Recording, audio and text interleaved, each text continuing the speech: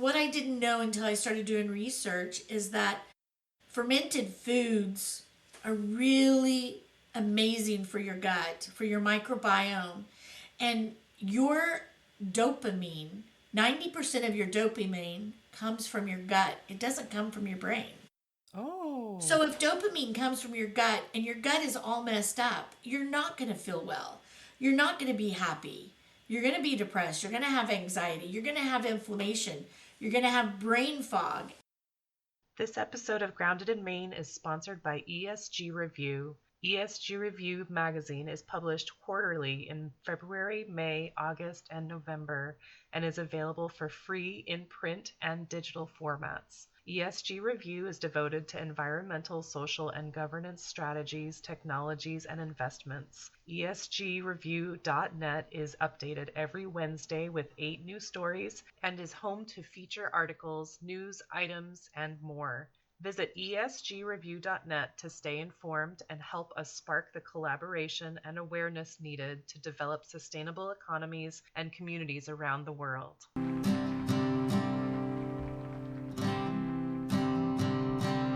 There's a place where there's no trouble, no more pain, no more struggle.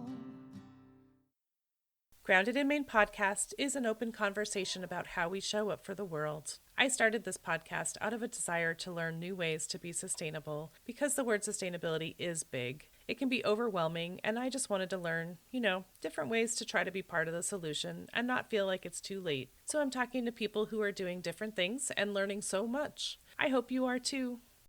Hi there. Thank you so much for listening to Grounded in Maine today. My name is Amy, and my guest today is Michelle Heberling. Michelle is a new author. Her book is available for pre-order now, and it is called The Guts of Fermentation. And so we're going to be talking about fermentation and gut health and other things. So Michelle, thank you so much for being here. I'm thrilled to have you and learn. I mean, we were already talking about this, I need to learn. Amy, I am so excited to be here, and I have been a long viewer of your podcast. I absolutely love the information that you bring to us, and so I'm one of your viewers. How cool is that? Yay! Yay, that's super fun. And so tell us about, so I was looking at your bio and looking at your website and some of the podcast episodes that you've been on. There was a hint that there was a reason why you started fermentation, health issue. If you don't mind, can I take a step back and Absolutely. Start from the beginning? Please. When I was a little girl, I lived on a farm, and we grew and raised what we ate, and we didn't go to a grocery store. We shared with our neighbors. Everybody had gardens, and that is my dream, man. Yeah, we would eat chicken only once a week. I mean, look at the abundance of chicken. You can have it 3 times a day now, and it's no big deal. And they're oversized, and it's not what a chicken used to be. And I tell you this because I'm 59, and I have watched our food system go from this beautiful eating what you grow to everything's processed, ultra processed, frozen. And our vegetables at the grocery store are small, and they're very limited to what you have access to. And so I'm really big into the whole food movement. And when I moved to San Francisco, I was 23 years old. And it was right in the heart of the food movement. And Michael Pollan wrote a book called Omnivore's Dilemma. And you're nodding your head. Have you read Omnivore's Dilemma? I have not read it, but I've heard it. I've been following him for a while. Yes. He's amazing. And that was 30 years ago, right? Maybe even a little longer than that if I do the math. But one thing that really stuck with me in his book is he said, we vote 3 times every day. We vote with our fork. Corporate America is listening to us, and they're going to give us what we tell them we want.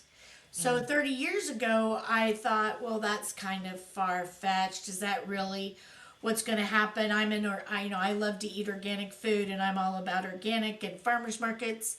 But are we really telling corporate America what we agree and what we approve of? And 30 years later, that's exactly what happened. Right. Well, I think it's really complicated, and clearly, I mean, that's exactly where we are right now. But like, I think things got complicated with like World War II, and women had to go to work to take care of the family, while the husband was at war and stuff. And then, to have time to do dinner as well, it just really got complicated. And then plastics and processed foods so that you could have dinner ready in 15 minutes. It just, it made so much sense. Yeah.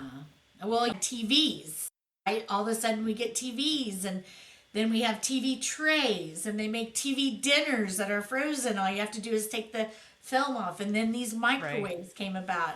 Everything revolves around sitting on your butt. Yeah. Staring at a box.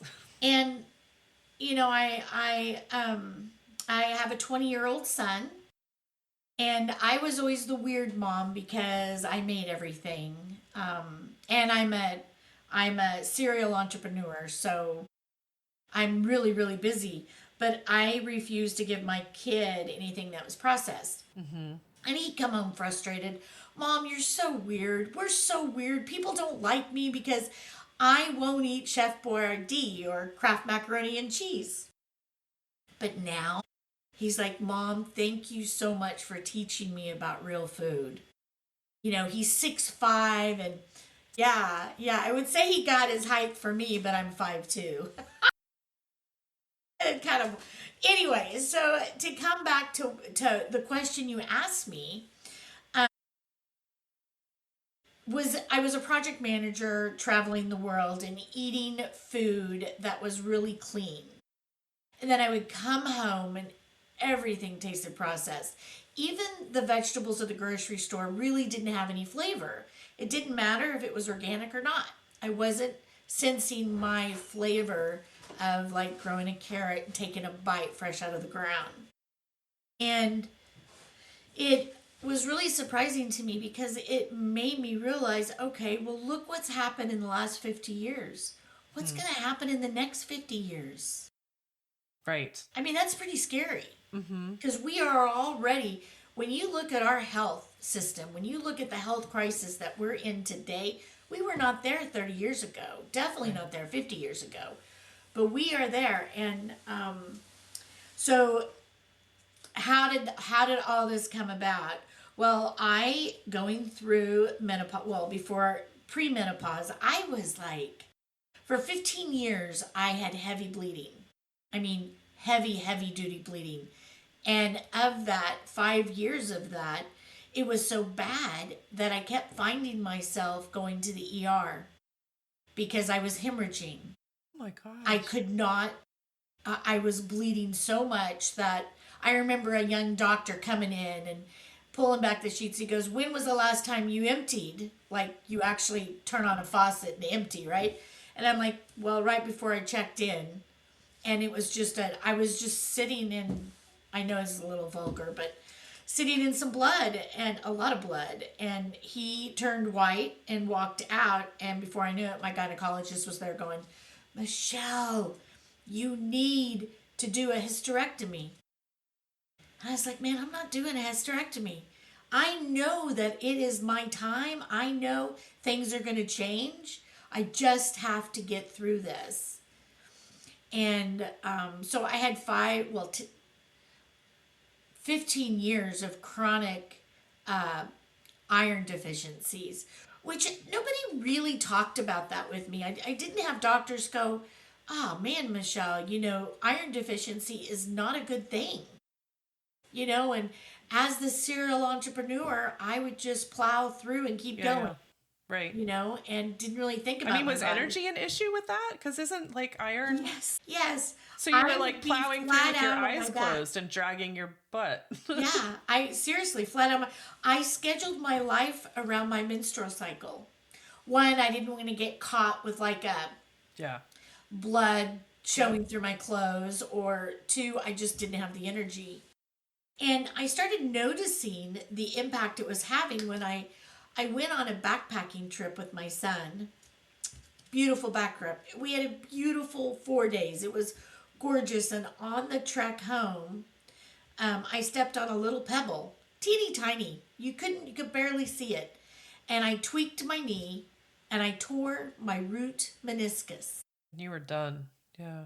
Yeah, and I had to be carried down the mountain 3 miles. Now, here's a side note, Amy, and I'm just going to say this because I couldn't say this in my book. It was awful, but it was also quite an experience. Because I'm with all these older men, because we were all taking our Boy Scout trip on this mountain bike and backpacking trip.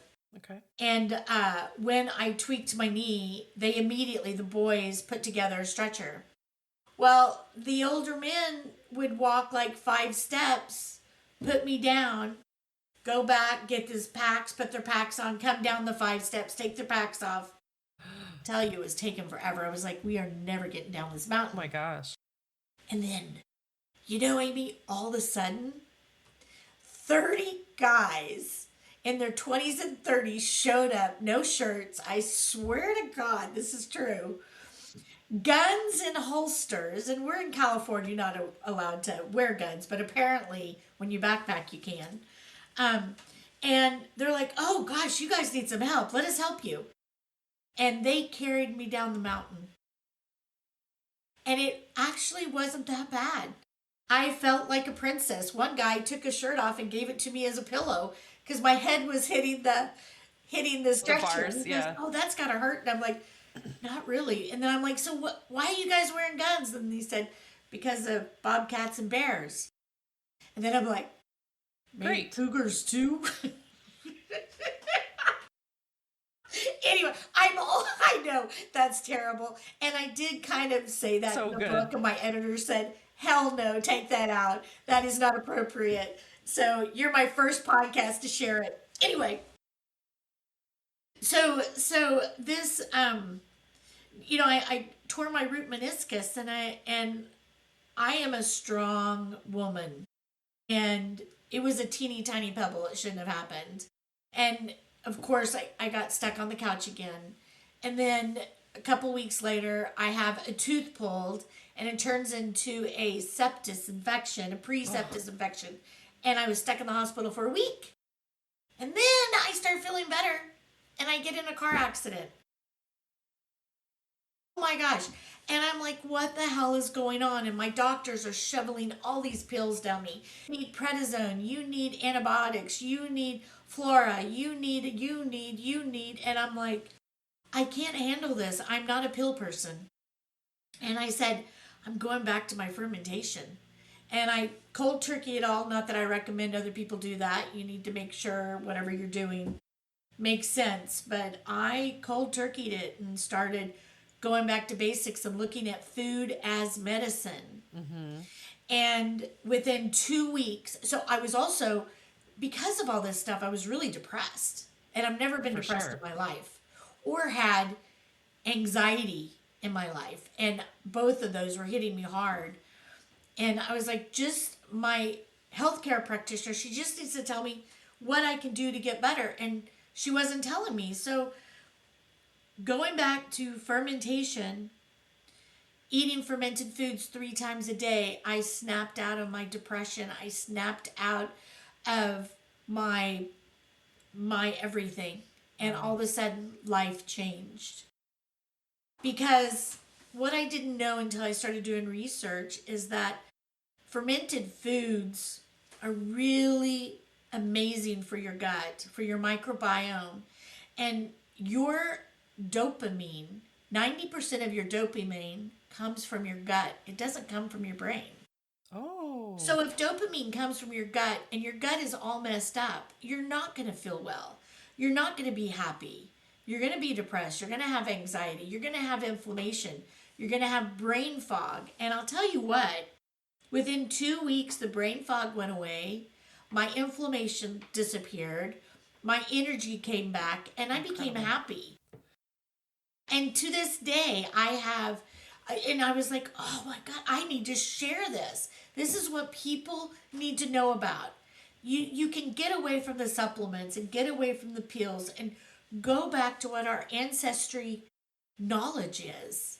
What did our ancestors do? They didn't have that stuff. Right. They used food as medicine. Mm-hmm. Fermentation has been around for thousands of years. So I documented and documented and documented it. First of all, it started out as a recipe book. So my book has 127 recipes in it. Oh. How can that be when most people only know about sauerkraut and kimchi and beets? I have 127 recipes. So that I think that's kind of fun. But as I was writing the recipes, I'm like, but that's not really, I'm not really hitting home on what this really is. Mm-hmm. It is gut health. Recipes are great. That just gives you a variety to choose from, right? So were you thinking it was going to be a cookbook or like a recipe book? Yeah, it was going to start out as a cookbook. But that didn't make sense because it requires explanation. Yeah, and you needed to hear my story. Yep. And there's more to it than just a recipe. There was this back in the 1800s. Back in the 1800s, there was this guy, this researcher. His name was Louis Pasteur. And Louis Pasteur coined the term germ theory. And when he coined that term, that's what led to vaccinations. It led to pasteurization and sterilization. And his thought was that all bacteria is bad. And so we all went with that. But there was another guy talking, and he was like, it's not the bacteria. All bacteria is bad. It's really not. And his name was Antonio Bentkamp. What he was saying was that it's the terrain you need to watch out for. Terrain? If your gut is happy, your microbes are happy, and you will feel good. If your terrain is not stable, that means the gut microbes aren't stable. That means you're going to feel sick. Well, guess who lost out? So now the conversation's coming back saying, maybe we messed up. Maybe we got it wrong. Maybe sterilization, pasteurization isn't the answer. I mean, granted, yes, when you're going for surgery, you need to have sterilization. When you're going to the bathroom, you need to be able to wash your hands and keep clean. But it's not an extreme. We don't need to go either one way or the other. We can find a middle ground. Sure. So that's kind of the heartbeat. And then I talk about all of that. I'll let you ask a question before I go any further because I could talk for hours without stopping. So, and I've got the sun. The sun actually came out. So that's so nice. I don't know that I necessarily have any questions. I have lots of thoughts. Like I know, you were saying even food at the grocery store doesn't taste like food anymore. And it reminds me, and I've said this before, but like I saw a reel on Instagram where someone said, why do we have to call organic carrots? Like, why can't we call organic carrots and then call the ones that are treated with chemicals Absolutely. Carrots? I am a firm believer of that. Because I know, the little baby carrots that you get in the package that are so convenient are rolled around in like, I swear I heard that they were rolled in bleach just to make sure that they were extra clean. They are. But, they're rolled around anyway. And so, of course they don't taste like anything. So, I learned a little bit about microbes in a whole different way, which nobody really talks about. They don't really tie microbes to food through the way I learned it. But I am a big forager. I take people on foraging, looking for mushrooms or plant life all the time. You do. And I was in the forest years and years ago, and there was this big flush of mushrooms on the tree, and Oh my gosh. it looked like pages of a book that was flipping. It was so beautiful. And I stood there, and I am my happiest when I'm in the forest. I instead of cutting the mushrooms down at this moment, I look down and I move the leaves out of the way, and I see the mycelium threads everywhere, white mycelium threads. And I'm like, oh my gosh, this is a true ecosystem. This is a true ecosystem. The trees are feeding the mycelium and the plants, and the mushrooms are producing new mushrooms and eating the old dead trees, and the plant life is feeding. It's very symbiotic. And I was like, It's literally like its own world because we're so disassociated. yeah, Almost. yeah. And what if that own world is our bodies? What if our bodies have that same ecosystem? Everything works together and makes it work correctly.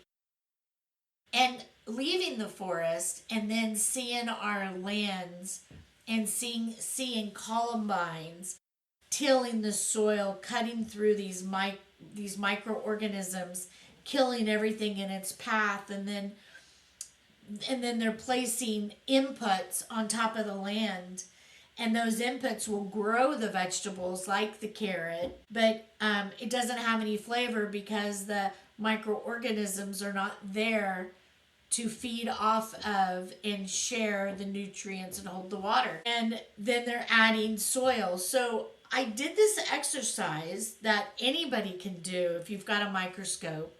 Take a handful of soil and put some, not a handful, just take some and put it on a slide. And look in your microscope, and you'll be amazed at the life forms you will see. And microorganisms, being able to study them isn't an old practice. It's only been around since really the 2000s, when they were able to do these high-powered microscopes. Right. And now you can see these microorganisms moving around, and you can see their shapes, and you can even see colors. So it's pretty exciting to watch. Well, if you take soil that has been depleted and you look under the microscope, you're not going to see any life forms. None. But right. you can harvest indigenous microorganisms from the forest and place them in your garden for free. Take them You're from not the going forest? to the store paying for inputs. It's one of the big things I do with homesteaders. I show them how to utilize the woods, how to utilize what Mother Nature has created for us. So it is very simple, and in my book I really describe it, but it's basically you cook rice. You put it in a basket, you take it out into the woods or the forest, find some mycelium, some leaf litter, set it there, put a bucket on top of it so the critters don't get it, leave it for 5 days, and microorganisms will find its way in your basket. So you take that bucket off, and you can smell the sweetest smell. It's beautiful, just like your live compost. It's a sweet smell. It's sweet, and then you take it home, you shelf stabilize it by mixing it with brown sugar, and you only need 1 part microorganisms to 1,000 parts water. And within 3 days, that dead soil will become alive again. They colonize so fast if you just give them something to colonize. It's exciting. And so if you take that analogy, that happens with our jars of fermented foods.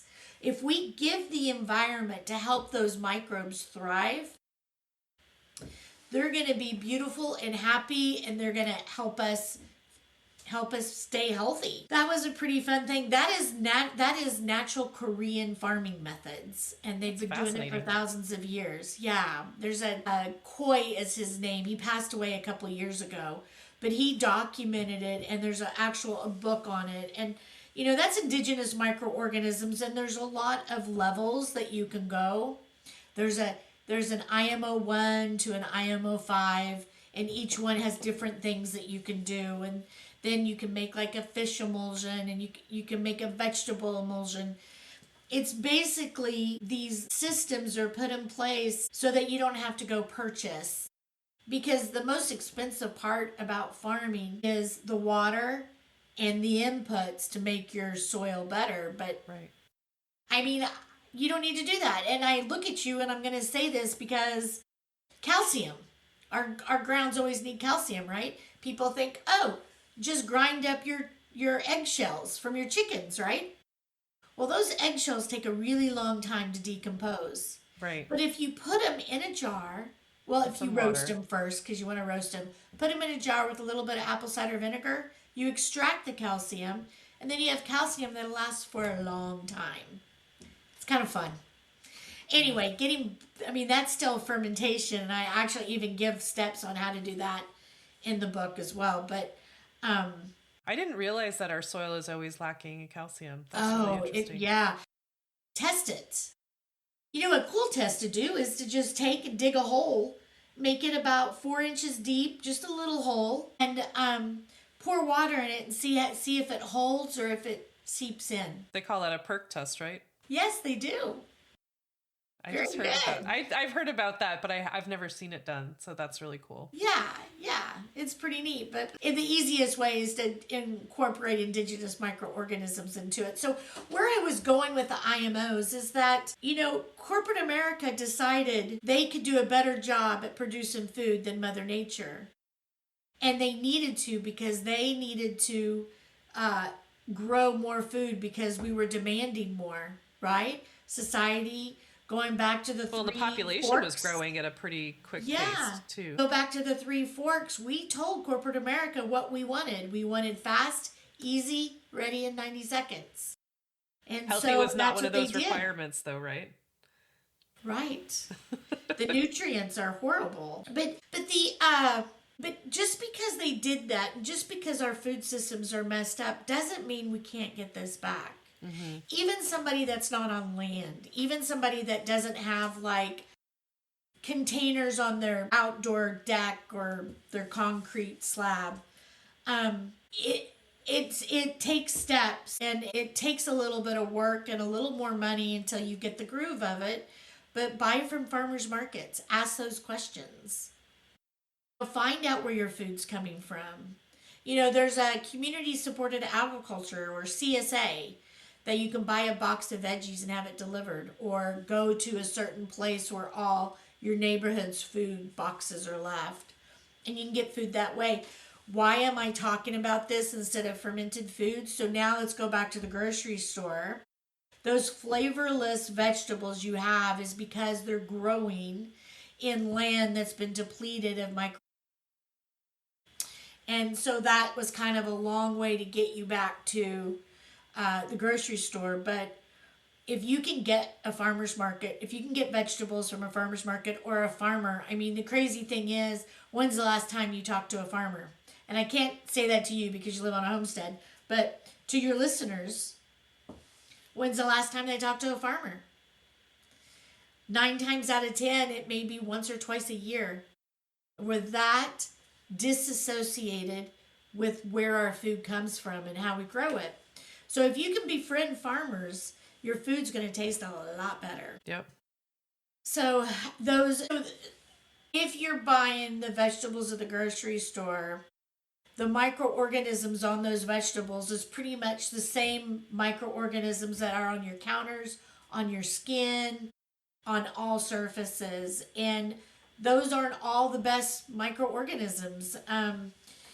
Or another word, bacteria. Some of those bacteria are bad. So, but if you sterilize, your food's not going to ferment. having a little bit of dirt on food when you ferment is not that bad. Okay, so are you saying then if you try to ferment foods from the grocery store, you're not going to have the same outcome as if you bought them from a farmer? Is that what you're getting at, or am I Yes, too much? but there's different levels. Like the basic carrot that's been bleached with chlorine. Okay, those baby carrots, if you put them in a jar, They're sterile. they would go flat. There Yeah. would not be any bubbling, and they would go bad before you could eat them. The organic carrots that you purchase, you have a better chance, but you need to wash those carrots because even though they're organic, they have been washed, and you don't know what solutions have been used with them. And you don't know how they were cared for before they came to the grocery store. Right. But your best bet, the most optimal vegetable to ferment is ones that come from the farmers. So that's the grading scale. I mean, I have fermented grocery store produce, and you can do it. It's much better to do the organic than it is the normal, and it really just becomes flat. It doesn't have the depth, the sweetness, the flavors that you get when you pull it out of the ground yourself or use the farmer. Yeah. Okay. But I love the idea of, what you're saying, Michelle, is that healthy soil, healthy foods, they're not necessarily expensive. Like it's not like a huge undertaking. Because if you buy from a farmer, it might be a little bit more expensive, but you're getting all these benefits. It's also just that we can heal ourselves. And I'm such a fan of I don't know, I'll totally honest, I don't know a ton about the food as medicine movement that's happening, but I am all for it because things are crazy. And I feel like if healthier food was available, it would probably be a better, I'm sure it would be a better situation. It really would. It really would. What is magical about fermentation is we're talking money for a minute. First of all, if you garden it yourself, if you go out and get those indigenous microorganisms, you're not spending money on improving your soil. It's free.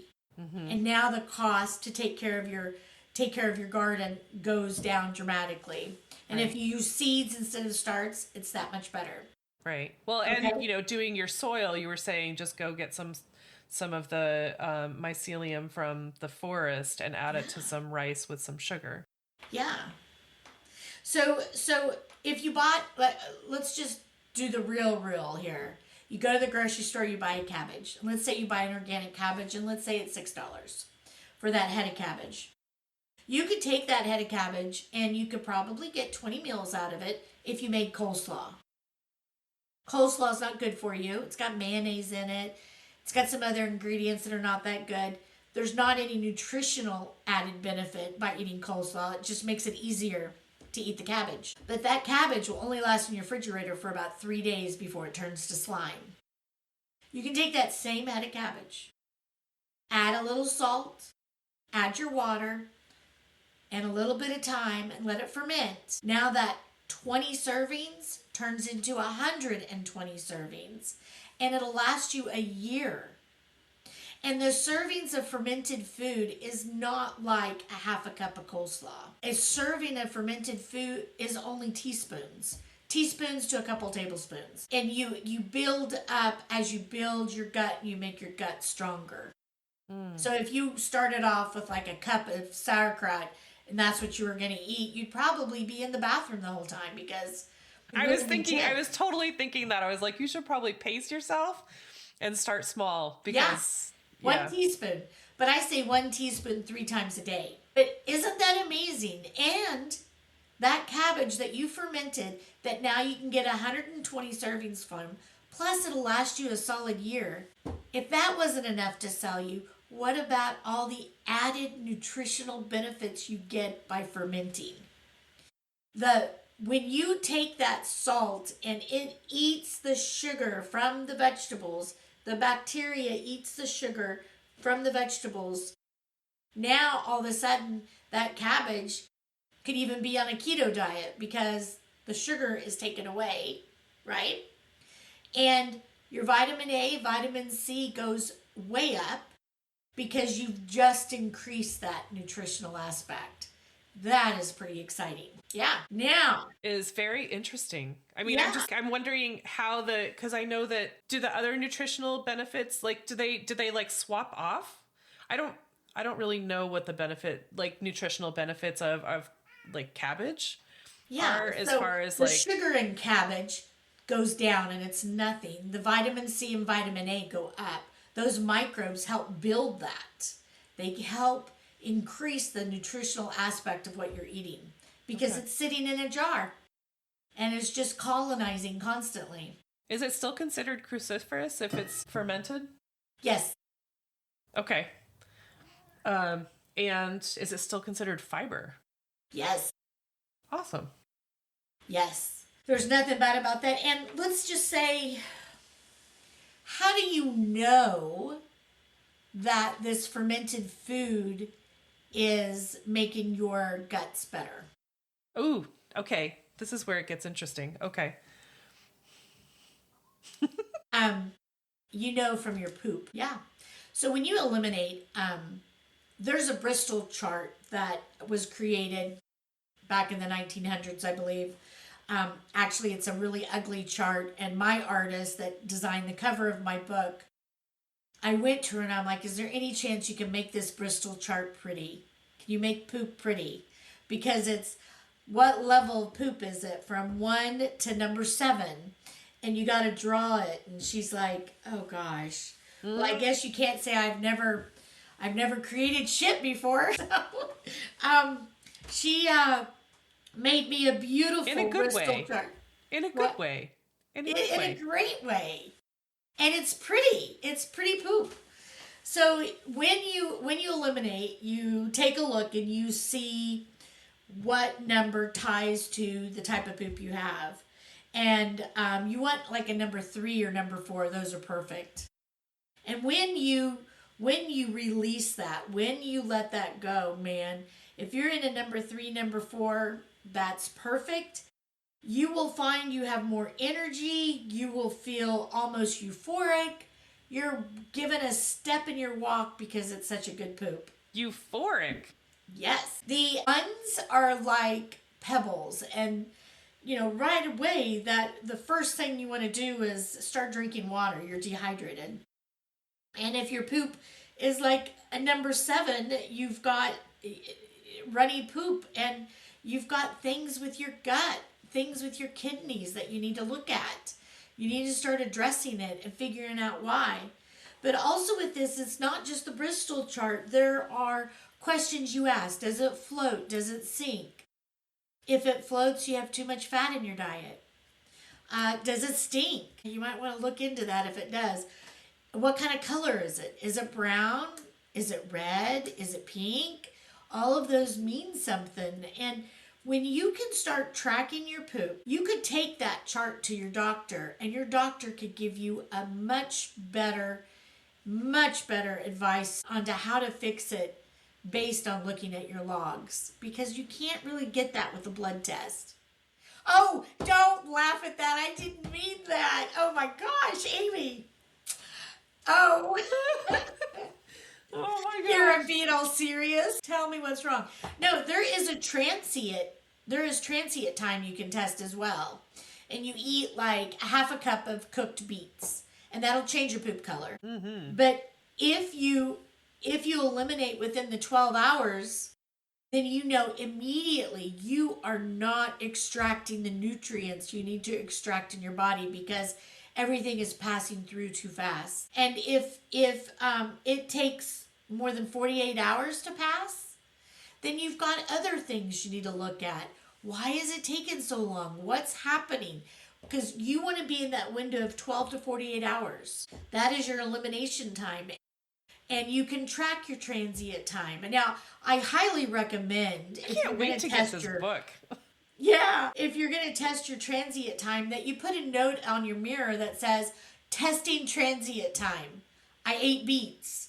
Because if you poop and it's red, you're going to think you're bleeding, and that's not a good thing. So just remind yourself, because you will forget. Everyone's busy. But That's a great way to test how your gut's doing. And I have ways to fix different things based on the results that you have in the book. Oh, this is so good. Yeah. It's kind of fun. So the other thing, going back to fermentation, it is really scary, right? My very first time I made a jar of fermented foods, I was terrified. This is 30 years ago. I was buying this organic food, and I lived in San Francisco, and I had this horrible refrigerator. The stuff in the front would wilt before I could use it. The stuff in the back, it wasn't cold enough, and so it would expire. And so I kept throwing food away, and I absolutely can't stand to throw food away. Mm-hmm. And I went to AOL because that's what I had at this time. Right. And I heard the long drawn out and 3 minutes later it said ferment your food. And I'm like, what is that? And it said to take a little salt, a little water, and some thyme. 2 weeks later, I'd look in the kitchen and be bubbling, and I was kind of freaking out going, well, I know bubbling in tomatoes is botulism, so that's not a good feeling. Right. So, okay. This is all right. I'm here. I get tripped up, Michelle, because I mean, I've told you that I've tried fermenting foods before, but as soon as I see like mold, I'm done. But also, like, over the holidays, I tried to do like fermented cranberries and honey with some cinnamon and whatever, and like it wasn't fermenting because it said you'll be seeing bubbles after a few days, and I'm like, I never ever saw bubbles, so I'm like, I don't know what I'm doing wrong. Did you turn it upside down and back? Huh. Yeah. What kind of so honey I'm just did like, you I don't use? know what I'm doing wrong, and I feel like I need someone to stand over me and be like, yeah, that's right, or no, What that's kind of not honey right. did you use? It's farmer's honey, farmer's market honey. Farmer's market honey? But maybe it was because it was all like crystallized. I don't know. No, maybe it was the cranberries. How are the cranberries processed? That has a lot to do with food allergies and food intolerances. People are always like, oh, I can't eat nightshades. Or, oh, I can't eat tomatoes. Or, and I always tell people, because I also have a catering background, and I used to do catering events off grid. And I tell people, well, why don't you try to eat some of this food? Because all of my food comes from farm.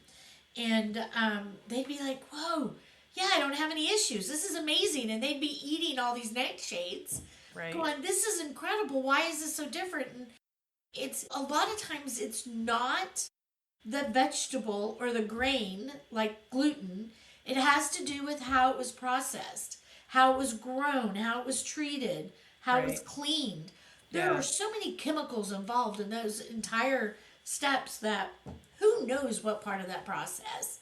Right. I've heard something similar. If you're gluten intolerant here, you can still, a lot of people can eat bread and stuff in Europe because they don't process as different somehow.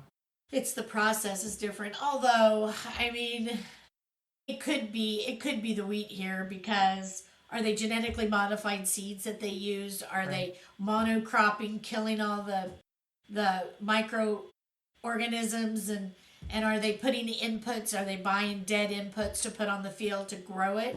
There's so many questions that goes into what's happening with your food. But let's get back to, because I talk all about all of that in my book. Let's get back to fermenting food for a moment, because it got you very excited. So there are a number of things you absolutely have to do if you're going to ferment. You have to sterilize your jars. Absolutely critical. Okay? It has to be sterilized. You have to use water that's filtered, or if it's tap water and you've got city water, you need to let it sit out so that the chlorine can evaporate. If you have a Kangen machine, which is the Japanese machine that has a pH level, you need to change the pH level. If it's a reverse osmosis, you need to add some apple cider vinegar to it. Whoa. That is critical. Your water has to be either filtered, or you have to take steps to make sure that water that's going into your jar is good quality water. Wow. Your salt. Your salt is another thing you have to watch out for. If you buy table salt, it has caking agents in it, and that's not going to work. That's to protect, it's to make it so the salt doesn't stick together. Well, that doesn't help with your microbes. Your microbes don't like that. So that would be a problem. I mean, getting woo-woo, I actually harvest my own salt in the Pacific Ocean. That's amazing. I've got a couple friends in Maine that do that as well. Just buckets of ocean water and let it It's dehydrate. so good. And as a caterer, I love to tell stories on all my food. So that means when they say, wow, why does this taste so good? Oh, I harvest it from the Pacific Ocean. I pulled this carrot out of the ground 3 hours ago. Oh, yeah, I fermented that. So it's really fun to say those kind of things. And people are just blown away. Okay, so sterilization's critical, water's critical, and so is salt, right? And so those steps, if you take those steps, you're pretty solid on it happening correctly. Your vegetables, I highly recommend organic or farmer's market. Try not to do the grocery store straight, flat vegetables because there's been so much done to them. So a rule of thumb is to 2% salt. You fill up your jar with your vegetables, you overfill it with your water, you set that on a scale, and you put 2% of salt on top of it. And that will give you mostly the number. There's a lot of different ratios based on which vegetable you're doing. You so I'm going to use the overfill it with example. salt? With water? I'm sorry? You overfill the jar with water? No, I put I cover up the vegetables with the water. Okay. And then I usually add a weight, and the weight presses the vegetables down so there's not as much water. And then once I do that, then I do 2% on top of that for salt. And there are different ones, like carrots are 2.5%. But all those ratios are in my book. So let's say I like to take with cabbage, I like to take a cabbage leaf and I like to tuck the cabbage into the leaf, and then I like to put a glass weight on it. And then I like to use the airlocks. I got one right here. Look at this. Let me see if I can get it out. This is an airlock right here. And there's a line to keep water in it. And what that does is when the ferment is bubbling, it's pushing the oxygen out of the lid, and then this water is trapping it so it doesn't come back down. Oxygen is not your friend. You never want oxygen in your ferments. Troubleshooting techniques. There's a white film that can grow on the top of your vegetables, and it happens a lot. And that white film is just cam yeast. It's no big deal. It's just white cam yeast. You can mix it into it, or you can take and scrape it off. But what you need to know is the more oxygen that fermented jar gets, the more chance of more cam yeast to grow. So cam yeast is no big deal. It's white. It can be a little fluffy. What you need to watch for is anytime there's color. And the way that there's going to be color is if your jar is dirty, if you've got dirty water, if you have, if your vegetables are not submerged under the water, which the water is really a salt brine because you've mixed you mix salt with it. Any chance that oxygen can touch that vegetable, you're going to turn that vegetable into a nasty mold. And then you got to throw the whole thing away. Another way to tell is to smell. There's a sour smell. Usually what happens with the ferments, I thought I had one right there, but I don't. I have jars everywhere. But usually what happens is when you build this life form in this jar and it starts doing its thing, the water gets completely cloudy. You're not doing anything wrong. You just need to let it go through its process. It does the cloudiness, and then it starts bubbling. And then the bubbling stops, or it's very little. It'll always ferment. If you leave it out on a counter, it'll ferment for the next year. It will slow down, and then you start tasting it. You just take a little taste. Don't do a double dip because you'll add more bacteria to it. But you do a taste, and when it is not as stringent as your taste buds will allow, then it's ready to eat. And when it's ready to eat, you take that jar of ferment, you put it directly in the refrigerator. And the cold will slow down the process of fermentation. And it's a great way to have food last you a solid year, no problem. Yeah. You can But it doesn't stop the process altogether, right? Putting it no, in the fridge. it just slows it way down. Kind of like the indigenous microorganisms, right? When I shelf stabilize it, I put brown sugar in it, put a lid on it. I don't burp it or anything, and I just set it away. I can do that for a long time. But once I water to it, it wakes back up and it's like, oh, hi, I'm ready. Okay, let's do this. So, yeah. I think that for myself personally, I think the book is going to be really helpful to have it like in writing, because I'm like, oh yeah, I'm supposed to add some salt and stuff. So I'm curious, Michelle, how many projects do you have going right now? Like fermentation projects? Oh my gosh. Well, okay, that is not a fair question to ask because I can't see my jars. Approximately. Miso. Okay. Miso, I do miso jars that can take 3 years to ferment. And I do a lot of different types. So I got all these crocks in my cellar of ferments that just do their thing, right? Miso is my favorite thing to ferment because it's very healthy. You can take miso and you can make miso balls and then take them with you and add some hot water. And then you all of a sudden have a protein-rich broth you can drink. So you always have substance. So you make those balls. It's like a bouillon cube sort of, but it's healthy. Yeah, they're a little bit bigger. They're about like this. You put them in a baggie. You may get stopped and see, in TSA, what is this? But they just roll their eyes. Are they okay with that, really? Yeah, it's not liquid. Yeah. It's not liquid, so they're fine. You add the liquid later. But that's I think of miso as soup, and so I'm. Oh yeah, no. So when you take your substrate, which is usually like soybeans or garbanzo beans or black beans, when you take that, you mix it with some koji, which is mold. I say that slowly so Amy can swallow. So gently, because Amy gets so grossed out. Yeah. I have And to you say it mix nice. These together with some salt and you let them ferment, it becomes this magical substance. And I love teaching people to make miso because they feel so empowered. I forage mushrooms and then I add mushrooms to my misos, and I just it's so fun. You buy mold to add to your bean. I buy what?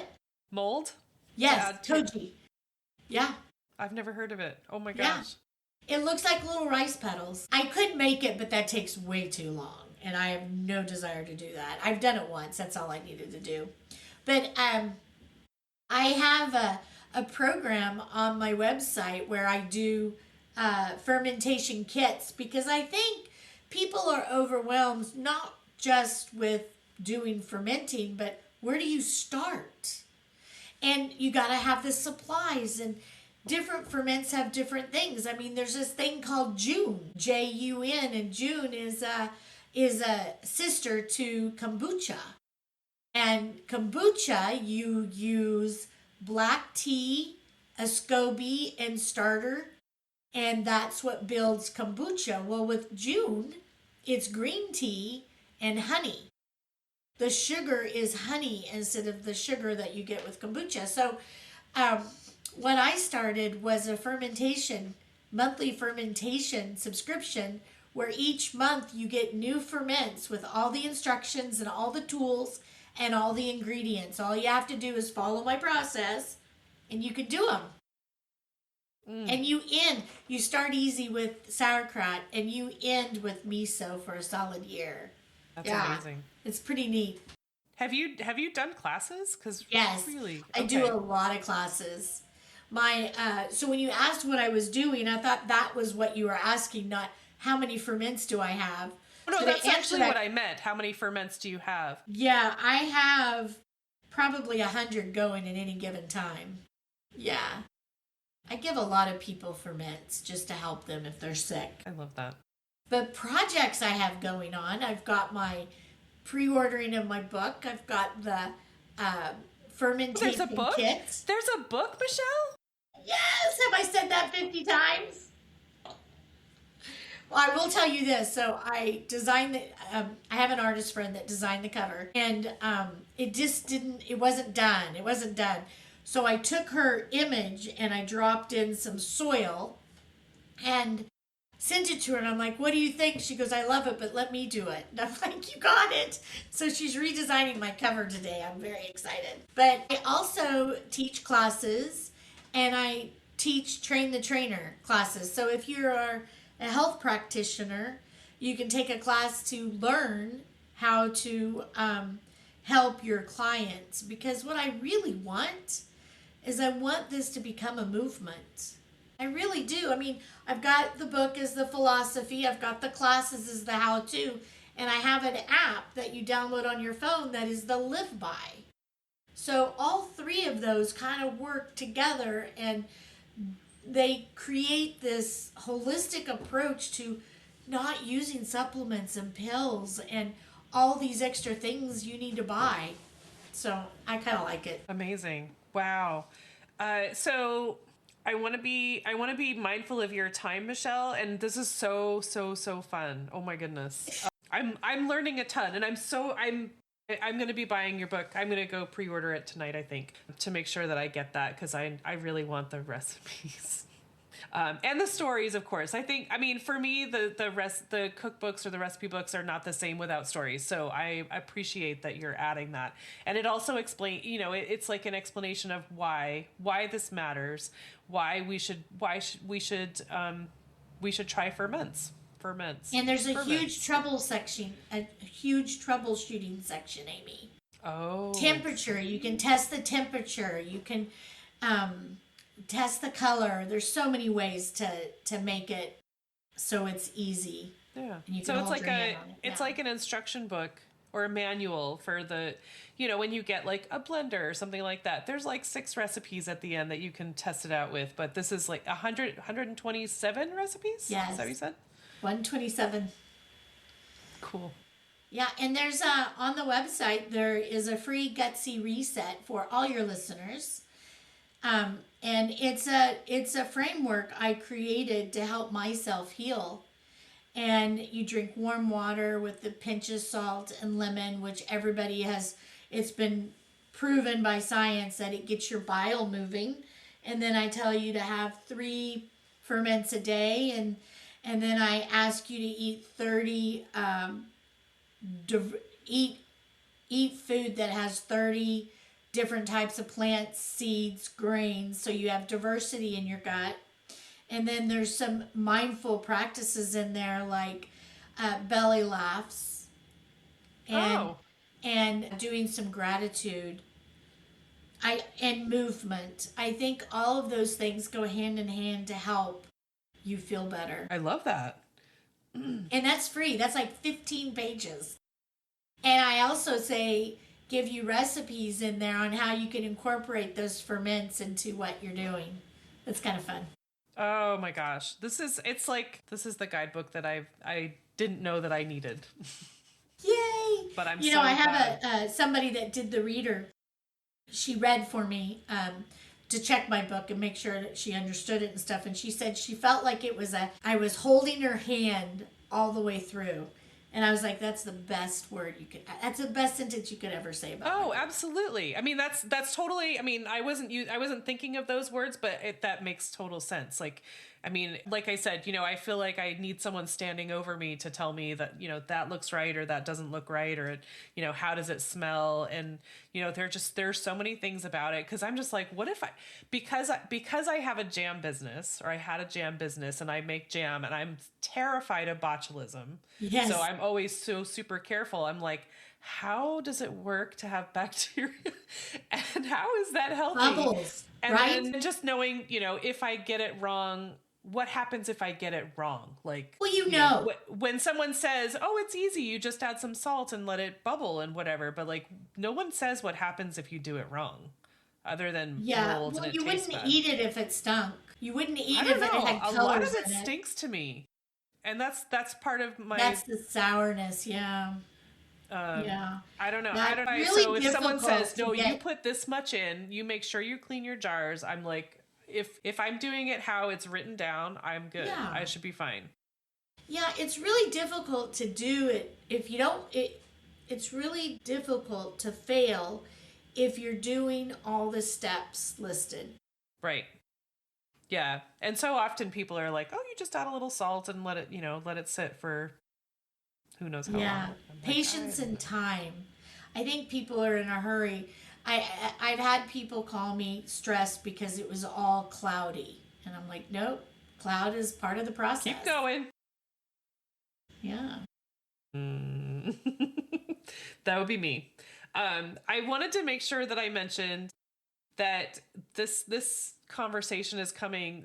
It's such a really cool time for me. So my friend Marianne she hosts a podcast. So you might want to listen to that, Michelle. It was so good. This one that just came out last week, and the guest's name was Kelly Hale, and she is she talks about the gutsy brain movement, and so it's like gut health for emotional well-being.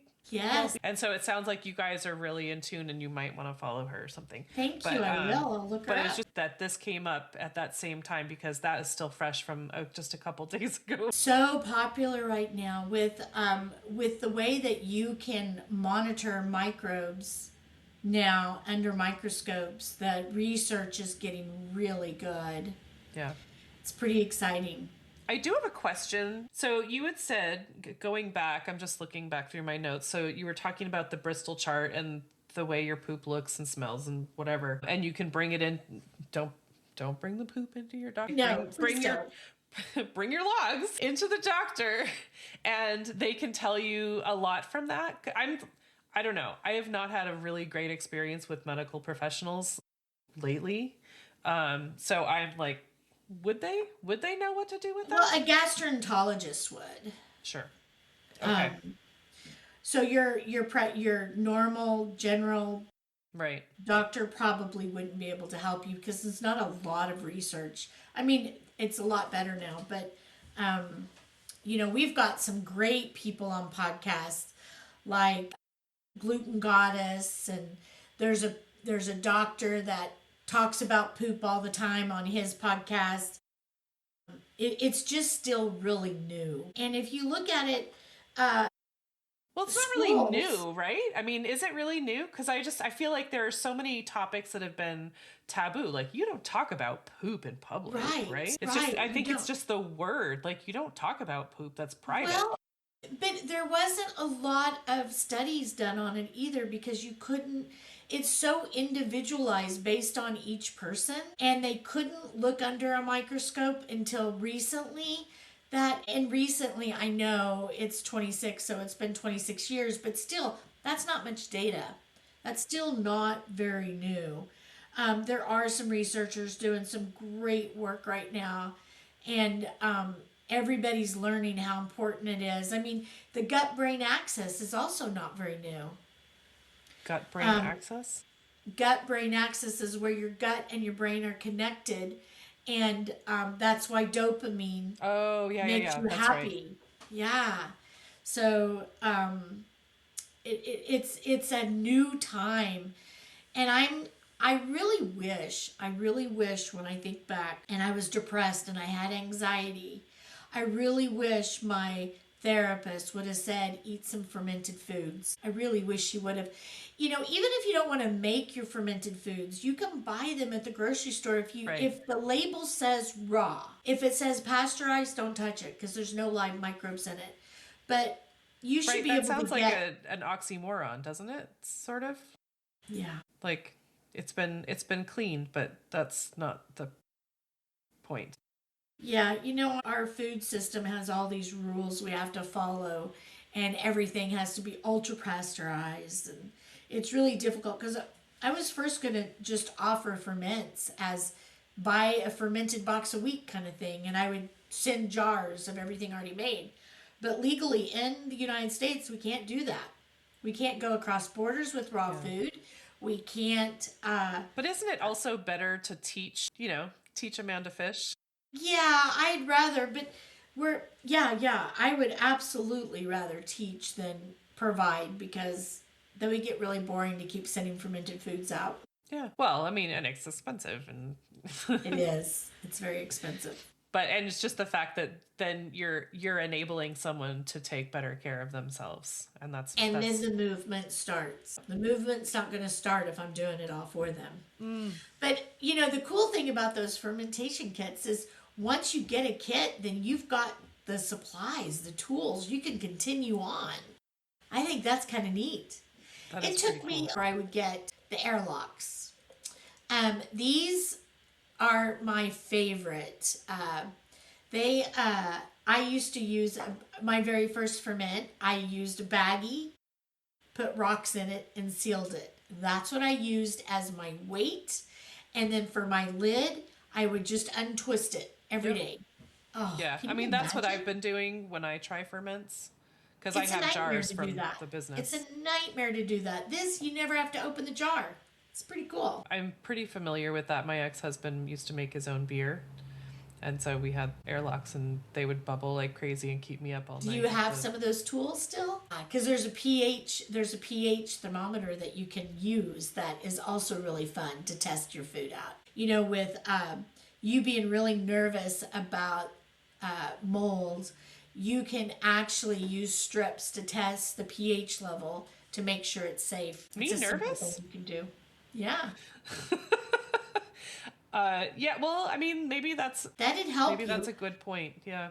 Yeah, that would help you. I mean, if you're not comfortable with smelling or tasting, that's a good way to test to see if the pH level's at the right place.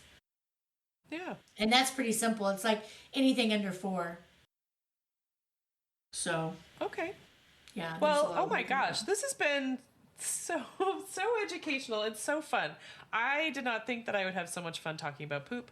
I didn't know what to expect, I guess. Talking about ferments and stuff like that. I didn't know where it was going to go. But this is so fun, and I cannot wait to get the book, honestly, and to try this and do better and have some success maybe. So Michelle, thank you so much. But what does the word sustainability mean to you? Gosh, sustainability, taking control back. I think that it's so important the way our planet is today to reuse, upcycle, change everything we possibly can before we ever throw something away. I think sustainability, you have to be able to take this control back with the temperament of our country and where we are. If we cannot take care of ourselves, we're just open ourselves up for a lot of risk. I'm a true believer of that. I am too. I think that's really powerful. I mean, a really short statement, but it really is powerful because I agree with you completely. I feel like with all these conveniences that we've had over the last, several decades, like we've almost made ourselves helpless. Like we're so at the mercy of what's offered. I had a past podcast guest. Her name is Kari. I adore her. She was a teacher in Wisconsin, and she had like almost a nervous breakdown. She was so upset because she was like, these kids think that food is born on shelves. Like they do not know where food comes from. And she could not handle that. And so now she lives in Georgia and she has her own farm.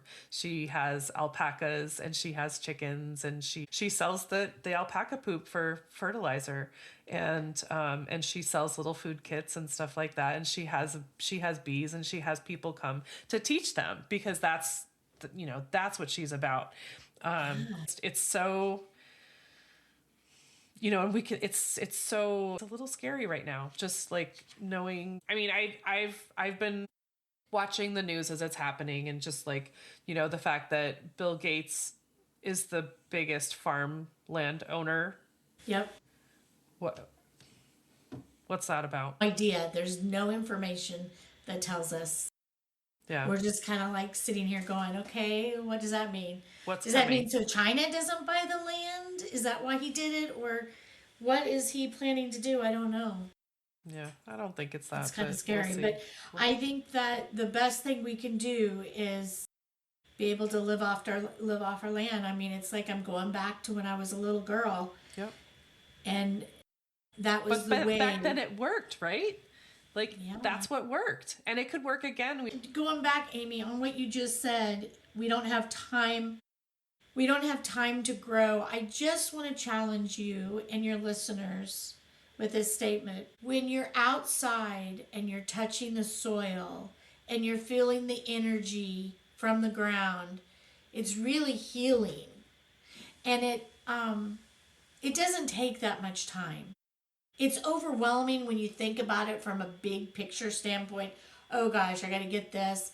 But if you just do a little bit each day, instead of watching that TV station, that show on TV, maybe instead of, I don't know what everybody's day-to-day activities are, but I find when I can't get into the soil, I feel sick. Yeah. I really believe that we need to stand on our ground with our shoes off and feel that dirt and feel that soil and feel the energy that it gives us. And that energizes us and keeps us feeling good.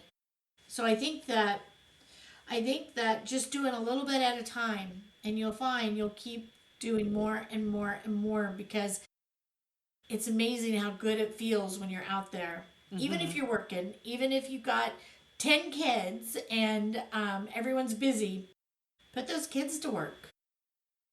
Yeah, I know. I think that in general that I imagine that's sort of not an argument, but like, a reason that people are not able to do that. But also a lot of people are renting and they don't have the space to do that. But yeah, there are, I don't know, on the East Coast, but one thing that's really new here is you can rent a portion of a plot, and you can have a little garden, like a little community garden. That's a big thing around here in Oregon and in Washington now that didn't used to be. That's wonderful. There are other ways, and maybe it's not you have a garden. Maybe you can befriend a farmer and say, can I come work your land with you? You'll be surprised what kind of free stuff you'll get out of that. Right. For sure. I think that, anybody can grow herbs on their counter in their kitchen, right? That's one thing that can be done. You can sprout seeds. You can do that, so you're at least getting some good nutrient-dense foods. Mm-hmm. And then, containers. I just really want to see people stop outsourcing their health and their food. Wouldn't it be great if you walk down the grocery aisle and it's not all processed frozen? Mm-hmm. It's more fresh vegetables. Right.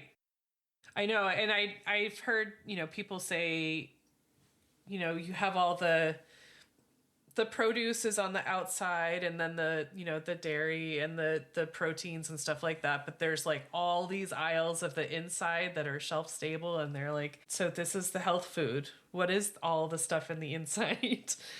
And you're like, yeah. Yeah. It's crazy. Okay. That was really powerful. Stop outsourcing your health and your food. So I just want to say again, Michelle Heberling, and the book is called The Guts of Fermentation. The Guts of Fermentation. So it's available for pre-order now, guys, if you're interested in this like I am. And the free she wouldn't be resets. mad if we ordered. And the reset as well comes with that. It's free, and you can get that immediately. You got doing the gutsy reset right away. Got it. Thank you so much. This has been fun and informative, and I feel empowered to try again.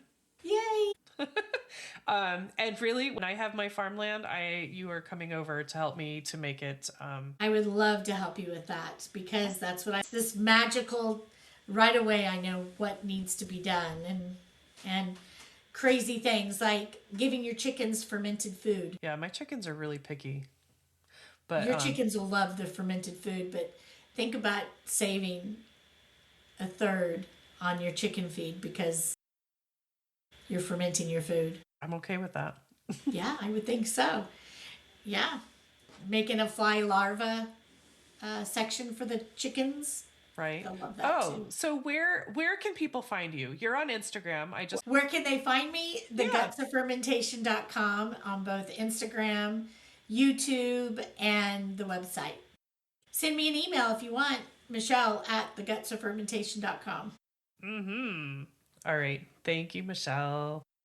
I just want to take a second to thank my guest again for speaking with me and sharing such great information. I love having these conversations with folks. I also want to thank Buzzsprout for hosting the podcast, for Jane Bolduck and her music genius, for Becca Coffron and her award-winning artwork. And thank you for listening. I appreciate that so much. Please check out the show notes for any links and extra information. And if you would like to follow my guest and find out more about them, I'm sure they would love the follow. And if you don't mind leaving a rating or review wherever you're listening, and just help to get this podcast in front of new eyes, that would be amazing. I would really love that. And feel free to reach out to me on the socials and let me know what you're thinking. And if you would like to be a guest on the podcast, please let me know that. I would love to have a conversation with you about sustainability. All right. Thank you again. I hope you have a great rest of the week.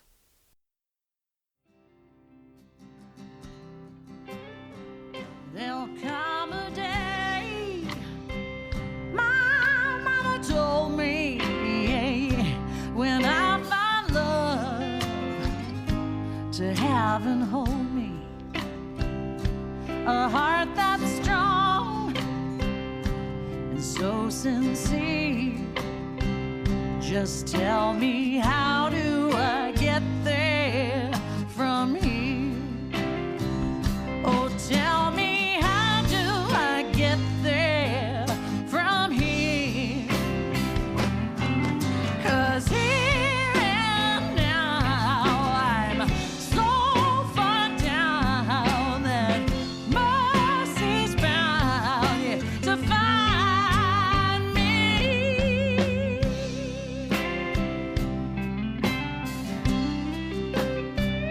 We'll find a way to soothe the sickness. We'll heal the hate with sweet forgiveness. Wages of war will disappear. Just tell me, how do I get there from here? I wonder, how do I get there from here?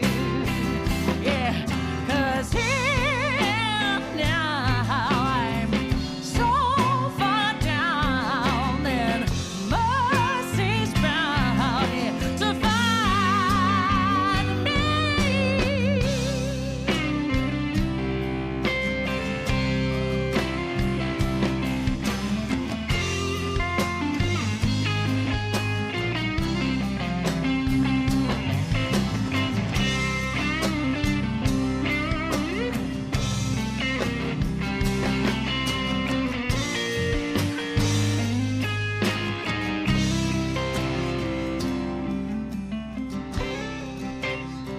When that state of grace has finally found me, well, there'll be music, ooh, and good friends around me, yeah, yeah.